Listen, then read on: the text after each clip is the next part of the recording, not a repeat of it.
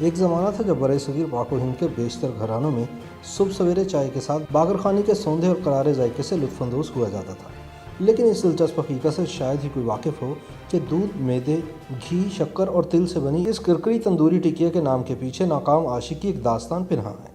جی ہاں، باقر خان اور خانی بیگم کا قصہ محبت۔ بہت کم لوگ اس حقیقت سے واقف ہوں گے کہ باقر خانی کا اصل وطن بنگال ہے۔ بنگلہ دیش کے دارالحکومت ڈھاکہ میں باقر خانی 18ویں صدی کے وسط سے بنائی اور کھائی جا رہی ہے۔ ویسے تو تمام تندوری پکوان اور روٹیاں مغلوں کے دور حکومت میں ہی برصغیر میں متعارف ہوئے۔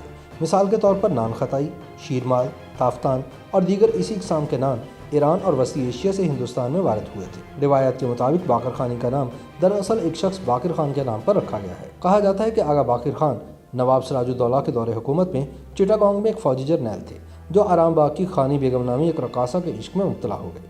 شومیہ قسمت کے خانی بیگم پر شہر کے کوتوال زین الخان کی نظریں بھی لگی ہوئی تھیں، جو کہ ایک وزیر کا بیٹا تھا۔ اس نے خانی بیگم کے ساتھ مراسم بڑھانے کی کوشش کی، لیکن وہ تو باقر خان کی محبت میں دیوانی ہو چکی تھی۔ جب زین کو تمام تر کوششوں کے باوجود خانی بیگم کا التفات حاصل نہ ہو سکا تو یہ خاتون کو اغوا کر کے جنوبی بنگال لے گیا اور اسے قید خانے میں ڈال دیا۔ باقر خان کو جب یہ خبر ملی تو اس کے پیچھے گیا اور زین کے ٹھکانے پر حملہ آور ہو گیا۔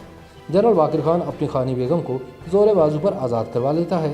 ادھر بدنیت اور سازشی زین الخان بچ کر فرار ہونے میں کامیاب ہوتا ہے اور پھر روپوش ہو جاتا ہے۔ زین الخان کی گمشدگی سے افواہ پھیلتی ہے کہ باقر خان نے اسے قتل کر کے اس کی لاش کہیں چھپا دی ہے۔ نتیجتاً باقر خان اور خانی بیگم کو گرفتار کر لیا جاتا ہے۔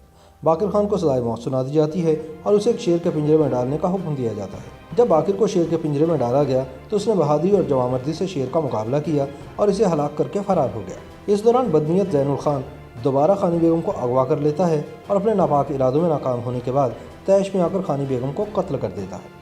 اس کے بعد زین خود اپنے باپ جہاندار خان کے ہاتھوں مار دیا جاتا ہے۔ بعد ازاں جنرل باقر وہاں پر اپنی محبوبہ خانی بیگم کی یاد میں ان کا مزار تعمیر کرتے ہیں اور یہ علاقہ باقر گنج کے نام سے معروف ہو جاتا ہے۔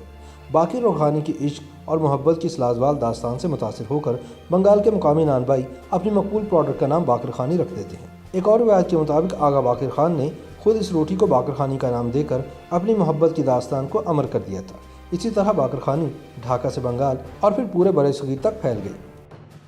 YouTube پر گوگلی نیوز دیکھنے کے لیے youtube.com کی سرچ بار میں googly news T V type کریں۔ گوگلی نیوز کے پیج پر سرخ رنگ کے سبسکرپشن والے بٹن پر کلک کرنا نہ بھولیے۔ YouTube پیج پر اپلوڈ ہونے والی ویڈیوز سے باخبر رہنے کے لیے بیل آئیکن پر کلک کیجیے۔ آپ کو ہر نئی ویڈیو کے بارے میں نوٹیفیکیشن موصول ہو جائے گا۔